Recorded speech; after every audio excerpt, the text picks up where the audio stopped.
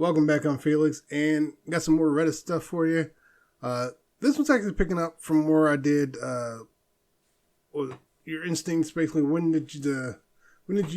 I can't even read right now. When did your "we need to get out" feeling save you? So I was going to do some more on that. I was trying to find some positive videos on Reddit. There are positive videos. It's just most of them are religious, and I just didn't feel like doing religious videos. I'm not really. I'm not a religious guy, so it's not my thing. So I figured I do another one of these. Because I'm trying to find other stuff other than just doing "Am I the A-hole" stories. There's a lot on Reddit. I just got to look through it. I actually got to take time and look through it, so that would help if I actually put the energy and effort into it. All right, but let's see. I picked up from where they were at a party. They left. That's the end of this one. And someone got killed at the party. Later on, they found out. But let's go ahead and see what the next story is. Don't forget to like and subscribe, and go Reddit. Story 7. I was at a house party in high school and things were getting very rowdy. Tons of people just trashing the place, and I just had a bad feeling. Told my friends we should leave, but none of them would listen. I remember going out to my car, and as soon as I got in, the cops pulled up. I ducked down and waited for them to get up to the front door and just drove off without them even noticing. Several of my friends spent the night in jail or hiding in the woods that night. I slept comfortable in my bed. Story 8. I think that one might have been on the last one. Did they go back too far? Maybe? Cause I think I listened to that one. Maybe I did put that up, Mike.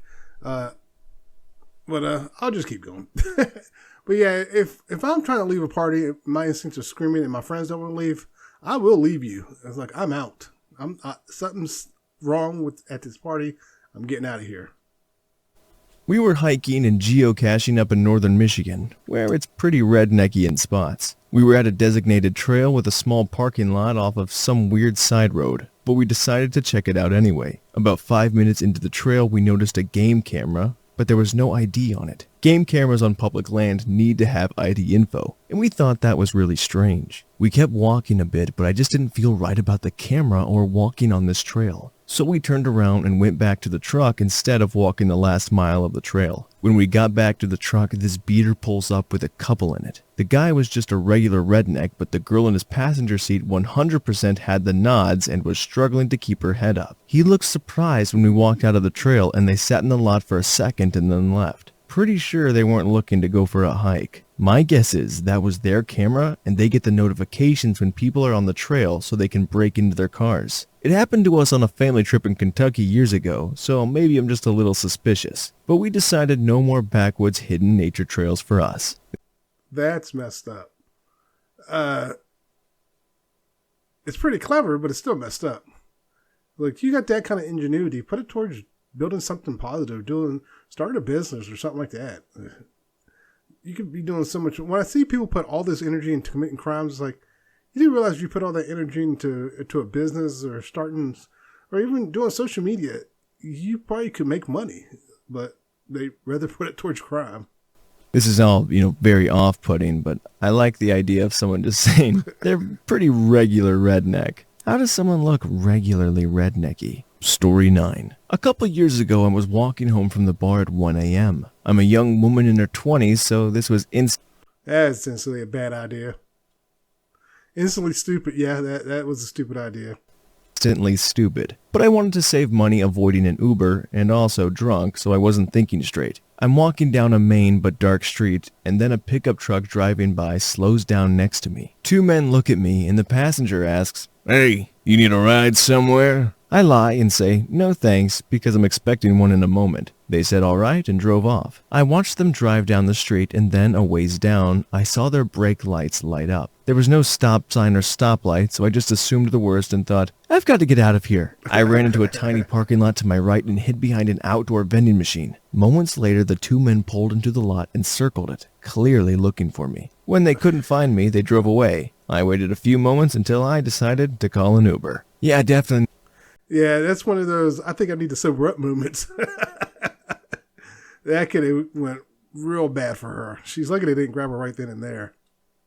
Not the brightest choice there. That just goes to show the power of alcohol, okay? And even as an adult man, don't walk home at night, okay? It's a lot of gross, dangerous people. So, spend the dimes. Get an Uber. Story 10. When I was 17, I used to go jogging early in the mornings. My then BF lived about 7 blocks down the road, so I'd jog to his house. Then we'd loop around a park together before heading back to our respective homes. I started noticing a guy sitting in his car in the park, watching us run. After a week of this, I'd see the same guy along my jogging route, close to my house. In addition to him being at the park, he'd sit in his car and watch me run, drive to the park, then watch me some more. My BF thought I was being paranoid about it all. One morning it was really foggy out. I started to cross the street, and as I was almost across, someone turned their headlights on bright and it blinded me. Instead of going forward, I stopped and started walking backwards, towards my house. As my eyes adjusted, I could see that the man who'd been watching me was standing next to his car with the trunk popped open. I noped out of there and went home. I never jogged there again. I reported it to the police. My BF's stepdad insisted, but they didn't seem to care. 2 years later, a 16-year-old girl was kidnapped, stuffed into a trunk, then driven out to the countryside. She was beaten, essayed, and then left there. By the description of the man in the car, I knew it was done by the same guy who watched me jog. They never caught him. This is all very horrible, and just one of the many reasons I do not exercise. I guess that's a good reason not to exercise. Well, a good reason not to exercise outside. Unfortunately, cops, I hate to say all cops, but there's enough of them to where the truth is, if they would just take the steps seriously, like if they honestly were just be good cops, majority of the crime in America would just evaporate. Unfortunately, a lot of crime in certain areas is committed by the cops, but that's a whole nother story. Again, that's not all cops, but there are some areas where the cops are the biggest gang. You got to watch out for that. But unfortunately, you do get cops in there who they're just cops to be cops and not do their job. And it sounds like that's what happened here. If they just looked into it just a little bit, they would have seen the guy and be like, yeah, that guy, something's off about that guy. We need to do something. But they were like, yeah, okay, whatever. That was their attitude. And the worst part is I've seen where it's been proven that if the cops had done that, someone would still be alive. And I guess it's just one of those things that you just wish people would take. That's a job you need to take seriously. And unfortunately, you do get people in there who don't take the job seriously. Up in the woods about 2 a.m. having a very large bonfire in midwinter. There were probably 7 or 8 feet of snow where it wasn't packed, and my friend and I were the only 2 sober. After about 45 minutes, we both looked at each other at the same time and went, something is wrong. Neither of us could quite explain it because we hadn't seen anything, but we knew there were animals in the woods. Grizzlies, wolves, and bobcats are all known to be there, but generally leave larger groups and fires alone. We managed to convince the roughly 15 drunk guys to head back to the trucks a mile away, as a group, knowing at least the sober friend had a gun on her and could use it. We got everyone into vehicles and everyone shipped back to town eventually. When the guys who didn't believe us went back out in the morning to check that everything was cleaned up and found the tracks of a pack of wolves that had been circling the clearing. Story 12. Yeah, a lot of times when it comes to animals, if you hear like birds and insects and stuff like that, then all of a sudden all that noise stops, there is something stalking you. It's time to get the hell out of there. It's when the noise gets quiet, or that eerie quiet feeling. It's time to get the hell out of there. And those sober people knew it was time to get the hell out of there. This was back in 2019. I was in college and there was a really nice guy in one of my classes. A week or 2 in, we had to work together on a small project, and I was pretty excited about the opportunity to get to know him. After speaking to him, though, I got a really bad vibe from him, but nothing specific that I could put my finger on. I lost all attraction to him, and I knew that I should keep my distance. He approached me a couple of times after. I've actually met people like this where on the surface they seem genuinely nice, but there's something about them you just know is wrong. And you can't explain it. And they may turn out, I can say in one case, I was 100% right. Most of the time, I never hear from them again, so I don't know what happened. And, here's one example when I was a kid. When I was in Cub Scouts, we had a Cub Scout leader. And I never really liked him. I just didn't like him. And come to find out, he was doing stuff to his niece. He went to jail. I was like, that could explain why I didn't like it. I could sense the evil on him, so to speak. It was just like, yeah, sometimes you can just tell. And even at a young age, I had that sixth sense to be like, there's something wrong with you. The project, but I made sure to be pretty cool and distant, though still polite. A month or two later, same semester, our professor, Mr. Baldwin, announced that the guy had been arrested for murdering somebody he had been dating. A month or two later, same semester, our professor, Mr. Baldwin, announced that the guy had been arrested for killing a girl he had been dating. Did you catch that? It restated it just in a different way. Another student in our college, and apparently it was an extremely brutal one. He gave us the number of the detective investigating the case in case we had any info to share. Talk about trusting your instinct. Yes, she was right. There was something off about the guy. It's a good thing she didn't date him. I mean, she had nothing to go on. She literally said she couldn't put her finger on it, but just...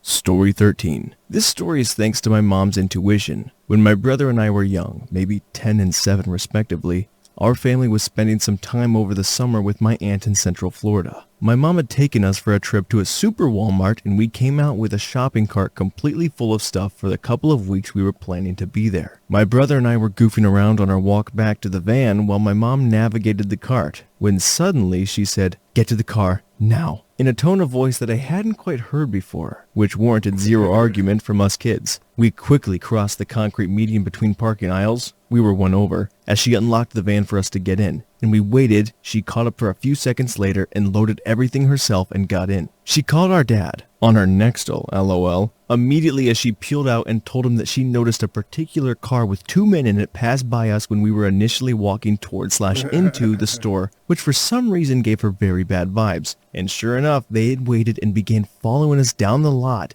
as we exited the store with a giant cart full of stuff and headed to our vehicle. My dad then called the police and the store to let them know. Lo and behold, some days later, 2 guys with that same car had been arrested for attempted mugging at that exact Walmart after multiple calls to the police had been made. Only as an adult did I realize the adrenaline rush my mother had to have experienced in order to physically pick up that shopping cart outright to bring it across the median as quickly as she did, instead of having us walk to the next cart opening in the median or walk all the way to the end of the aisle and...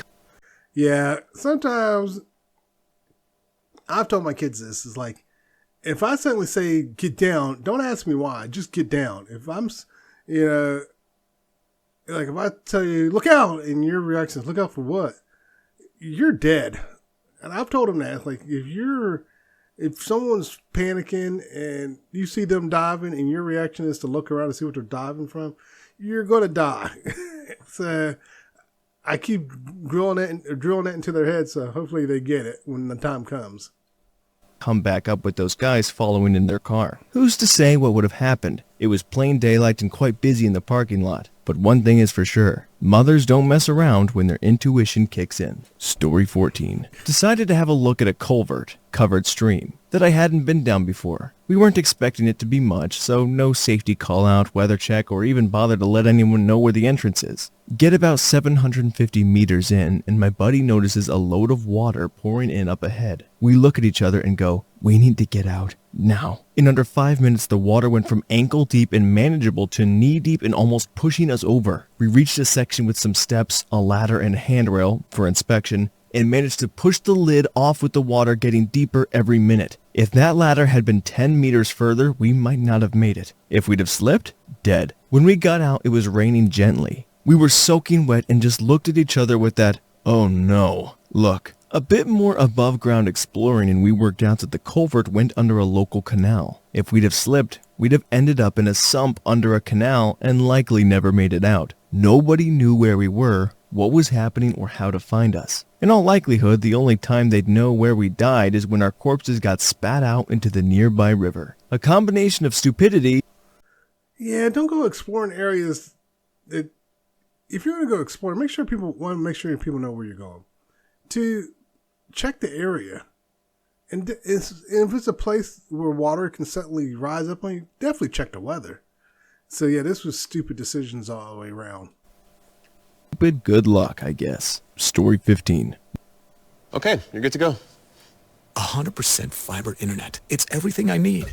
For my Not a get out of here, but a can't leave this like this moment. My GF and I had just picked up a bunch of metal fence posts and stacked them in the back of her car. As we neared being done, I had a flash of panic realizing that the points were aimed right at us if we got in an accident. So I turned the whole pile to be cockeyed so it wouldn't be dead on. On the way home, we hit construction. We stopped at the giant flashing traffic light. The guy behind us didn't. We got rear-ended by an SUV doing 60 plus. Ooh. I instantly had the same flash of panic and looked over at my GF.